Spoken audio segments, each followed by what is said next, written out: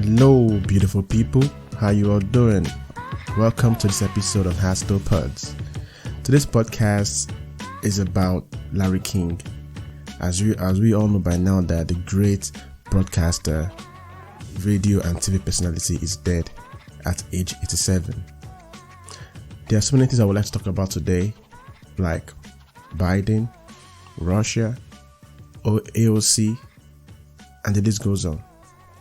But it would be a great dishonor if I proceed without giving an episode or making an episode for the man who, in a way that is quite funny, has sort of inspired me to, even without me knowing, to take on this kind of journey, to embark on this kind of journey. Because I remember as a child, I just see back then in Nigeria, I would just see this man just so calmly talking to people, and it was so eloquent, and his words were clear.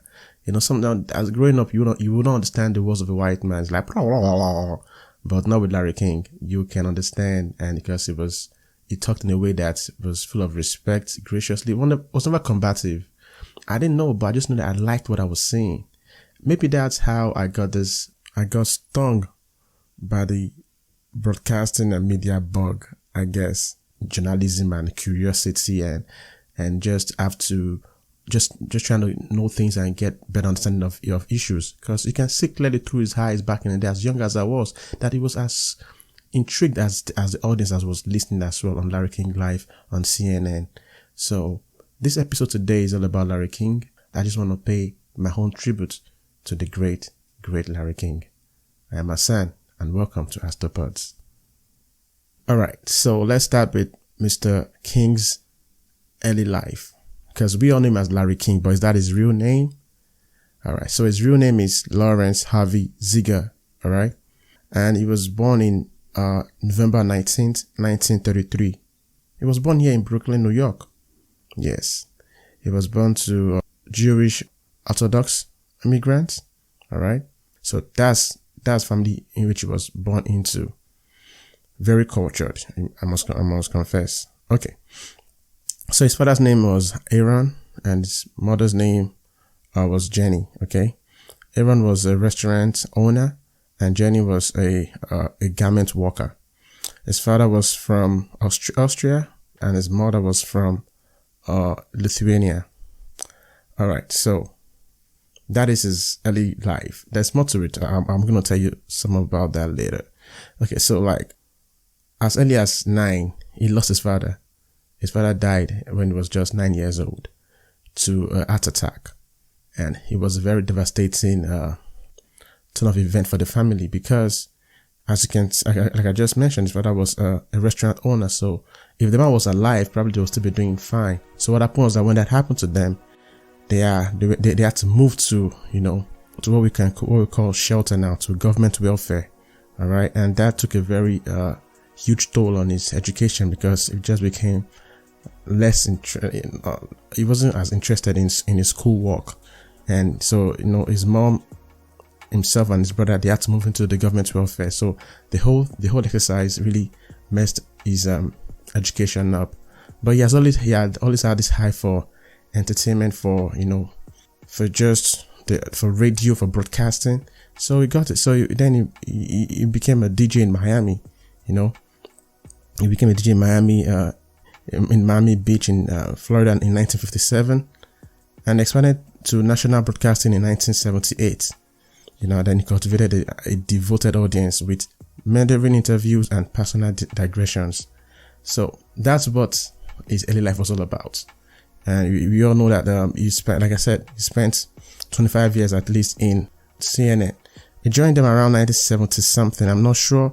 I'll tell you in a short while if I see it, but I know it was there for 25 years. And at the time when he joined CNN was just a young company coming up, and they were trying to figure themselves out. They were a fledgling company at the time, and the fact that I was able to join them really helped to put them on the national map, because his interviews were really nice. I mean, this man has lived a really good life, to be honest with you, and I'm really honored today to be talking about the great Larry King, because I just adore him. I really admire him a lot. So let's go on to some other things that we know about this great man. So like I said, he was there for 25 years. And then the same thing that set him aside or apart was also the thing that made it really sort of messed him up because of his interview patterns. I mean, when I see Larry King, we all have an image of him in our heads, and we know that he has this what's it called again? Those strap-on kind of belts. He has those, and he has the way he dresses with his beautiful shirts and nice colorful ties. He has this braces on his teeth and nice eyeglasses. He's just really calm with his sleeve rolled up. So you see this man just talking to people and really interested in what they are saying. And it was never really about himself. It let the interviewee talk. He was never trying to take the show, even though the show was called Larry King Live and on CNN back in the day. I mean, this is a show that at its peak they were getting more than 1.5 million viewers on a nightly basis. That tells you something about it. Like, that was really remarkable coming from where he came from. And, he had had some medical issues in his life and all that, because what we know is that he was admitted to the hospital for COVID-19 symptoms. They did not confirm if he died of COVID-19, but that's what we know for now. And then, he died afterwards, but that's not the first time of having some kind of near death experience with sickness, because he has had issue with lung cancer before, and some other issues which I will read to you guys in a short while. So the whole point is this great man right here, he's just an embodiment of something really great. So now let's go into some other part of his life, right? So he was married 8 times to 7 women. His final marriage to Sean Southwick ended in separation when he filed for divorce in 2019. He survived a major heart attack in 1987. I wasn't even born then. Lung cancer in 2017. He survived lung cancer. That's really rare. And angioplasty and stroke in 2019. But then he lost 2 of his kids, and that's so sad. So it says here now, he lost 2 of his children. One, his son, whose name was Andy. He was 65 years old to a heart attack, and the daughter, Shia, who at the time she was 51 years old, to lung cancer. So there's this issue with lung cancer in the family, as you can tell from the trait, And he had a heart attack before, and knowing that it was a heart attack that killed his dad, so he can just sort of piece those things together, But anyway, I'm just saying based on what I'm reading right now, So all right, so let's just it was really a very great person. For me personally, if I have to talk about Larry King, like I said earlier, that it was not as if I was grown up at the time, but I knew that he had there's this calmness about his presence, and people were relaxed to be themselves around him. Do you know that this man has interviewed at least, how many? Since the time of Gerald Ford, all the way to Obama. He had interviewed all US presidents since that time, Gerald Ford, all the way to Barack Obama. Is that not remarkable? And let's not forget that he was friends with President Trump. I mean, I don't know why he never had an interview with President Trump during his time. I'm not sure. Probably because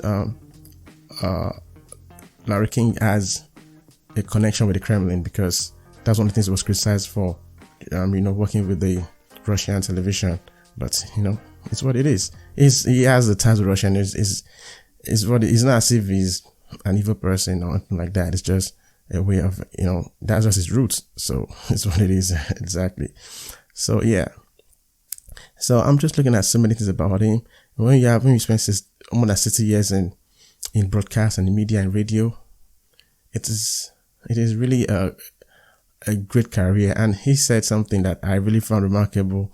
There's a quote that he has here, and where he says, his own, as far as it's concerned, he likes spontaneity. that's his word. He likes people to be spontaneous. And yeah, so it's I like spontaneity. That's the kind of broadcaster I am. So that's a word from Larry King. So I mean, we are talking about someone that interviewed, like I said, from time of the Ford to Obama, people like Nelson Mandela, Martin Luther King, Dalai Lama, Lady Gaga, and the list goes on. The list absolutely goes on. So many great people that he has interviewed. I mean, if you were somebody, I mean, talking about the Prince, if you are somebody and you've never been interviewed by Larry King, are you really somebody? That's kind of, you have to get up there to be, okay, I was on Larry King Live. Oh yeah, okay, now you're popping. That's the way it goes, really. That's the way it goes. So I just happen to really be a huge fan of his. And you know why he left CNN? So I mean, CNN also, they issued a very sweet report on a statement on their Twitter page, but I'll tell you that in a short while. After spending 25 years in CNN, and because his ratings began to fall drastically due to the fact that we all know that when you're at that level, when you have like 1.5 million listeners on a night, viewers on a nightly basis, and you start losing, your viewership and all that. It's all about the ratings in the TV and broadcast media. So when you just start falling like that, they have to do something about it. And they said that one of these criticism was that it was sort of like somewhat lackluster. Like, it was not really asking tough questions. It was not really, it was just almost like nonchalant. And they said maybe that's why his ratings was dropping, but I don't think that's the reason. I think that people just get tired of you at some point when you're spending so much time in the air in prime time show, and people get tired of sometimes. So it wouldn't change that approach to interviewing people. He said that he likes to be as surprised or amazed as the listeners or the viewers themselves. So it does not try to really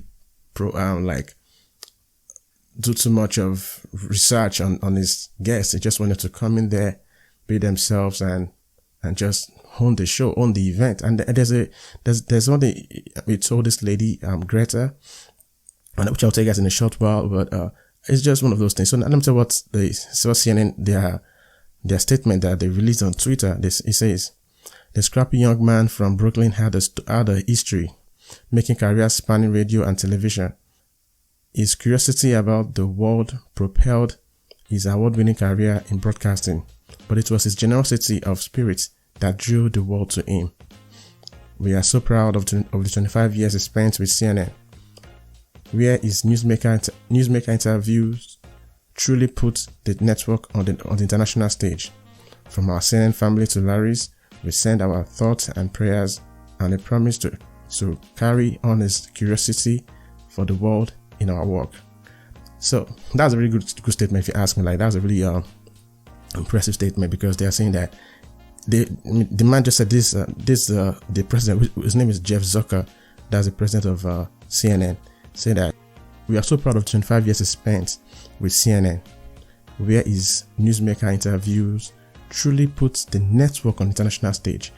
That is remarkable, because me being in Nigeria at the time, I didn't know CNN. I didn't know. All I know is that when I see this man, I am excited. I just want to listen to him, because the way he talks, you want to. It's like if you snooze, you lose. Like, there's so much wisdom that they are going to be sharing at that very moment. So it's good for you to just listen. And so I didn't know that was CNN, but after a while, I was saying, is that channel that they show this man? Oh, that's Larry King. So it became a thing in my head. So yeah, for a kid like in Africa, in Nigeria, I would say that if it wasn't for people like Larry King, I would have been exposed to the world of CNN. So yes, they are right about putting them on international stage. All right, so many other things here. So I mean, he told this lady, he had an interview with The Guardian in 2015. He said that if you approach an interview combatively, you get defensiveness and you don't learn much. So he was still defending his approach to, was telling the Guardian at the time that if you do these things, like, you don't have to be combative. Like, and it's true, these days when it's this news anchors or hosts and whatever they call themselves, there's so much angst. Like, nobody wants to come to your show if I know you're gonna come. If I'm gonna come there, and you're gonna really go for my neck. So people don't want to come to your show. That's one of the reasons, because we want to come to a place where they feel comfortable. However, it's also good to have a level of life, just bring some kind of life to your event. But at the same time, you have to always be able to find the balance. I think that's what I sort of deduced from that. So many other things that he has done. I mean, like I said, Yasser Arafat, and some other great public figures that he has interviewed. Frank Sinatra, top celebrities, Donald Trump. I mean, it's just amazing. So I talked about his early life. I thought about how he joined CNN. I thought about how he was replaced by Piers Morgan. However, I didn't even tell. Yes, the thing about it is that he's unceremonious outing from CNN. Was not happy with it, and when Piers Morgan took over the show, he was not impressed. And what happened was that Piers Morgan was on the show for 3 years, and they had to cancel the show. And Piers Morgan is a top British TV personality, so he couldn't even get the job done in CNN for that show to carry on that primetime program. And this man handled this for 25 years, and Piers Morgan could not do it more than 3 years. That tells you the greatness of Larry King. Not that Piers Morgan was a scrub, because he is not a scrub, but just said that some things are not meant for some people. And it's just about finding the right fit for your primetime shows. But these people were getting old. That's for me, I think that's the main point. They were getting old, and the audience was changing, and they needed a fresher face, a fresher look. I think Piers Morgan was a good gamble, just that it couldn't turn out well. For whatever reason, I don't know. So he left CNN and launched a production venture, it's called Aura TV, with the Mexican billionaire Carlos Slim. So Larry King drew criticism in recent years for his work with RT television, that is Russia, previously called Russia Today, a Russian state broadcaster which picked up his political and talk show programs in 2013. So he had a connection with them, and they sort of put him back on their map and all that. But people were like, what are you doing with the Russians? But there's a man that is, all the places he sort of, his parents comes from, they are all Russian territories right now. So, it's what it is. And Russians are not complaining. So let's go to the other part. But at the end of the day, I just want to say something real quick. We cannot dispute the fact that this man that is dead right now, Larry King, was great. So I'll be telling you some of the tributes. As we all know, there's a lot of them right now. So one of them is this one from which one? So it says like Larry King was okay. So this is one from Greta Van Susteren, a former CNN and Fox News anchor. She said, Larry King gave me so much great advice for TV. Don't talk too much. The viewers will get sick of you. Let your guests talk. They tune in to see your guests, not to listen to you talk about yourself. That's a good advice if you ask me. Let your viewers talk. It's not about you sometimes. Like, they want to see your guests. And New York Governor Andrew Cuomo said he said he was a Brooklyn boy who became a newsman who interviewed the newsmakers. He conducted over 50,000 interviews that informed Americans in a clear and plain way. New York sends condolences to his family and many friends. All right. So it says here, this is from Meghan McCain, the daughter of the late great former presidential candidate John McCain. All right. So she said, there are friends in this industry, and then there are real friends for whom I can count in one hand. Larry was one of those people. I'm grateful for the years of friendship and all of the stories you shared. You are an institution, a broadcast legend, will never be replaced and truly missed. TV is less interesting without you. Prayers and delight to the entire King family today. That's just a beautiful one. See, when you can tell when the music comes from the heart. So when Meghan McCain said that, Meghan McCain grew up in she's an elite, basically. Truly, she's an elite in this nation, because we have a father that's that great, who is late now, or happy to him again. And, our upbringing really sort of, she was able to rub shoulders with the who is who's in the media, in the political field, in the tech and professional world. So she knows a lot of people. So when she says this, that she really values our relationship with Larry King, it says everything. So you see that now the Kremlin also issued a statement. A Kremlin spokesman was quoted as saying by State RIA Novosti news agency, King repeatedly interviewed Putin. The president has always appreciated his great professionalism and unquestioned journalistic authority. So the entire time, because of his connection with the Russian media, he has access to the president of Russia, Vladimir Putin, and they have had so many interviews together. So that's a good thing too. So this is a very, like I said, he was an international man. So he says here now, outside of his, because when we talk about Larry King, what we know for sure is that he's one old man, but he was not too, was just 87, and he's calm. He has breeze in his teeth. He rolls his sleeve. He looks nice, very elegant, and we like him because he seems to have the numbers to all the who is who in the world. Like anywhere you're in the world, from Africa to Middle East to Asia to Europe, and of course here in America, everybody that's doing something. Like Andrew Cuomo mentioned, he interviewed the newsmakers, So yeah, but that's not all about Larry King, because he said that outside broadcasting, King founded the Larry King Cardiac Foundation in 1988, a charity which helps to fund heart treatment for those with limited financial means or no medical insurance. I think that is just beautiful. Isn't that nice? Since 1988, he has had this foundation helping people out that could not have afforded it in any way, shape, or form.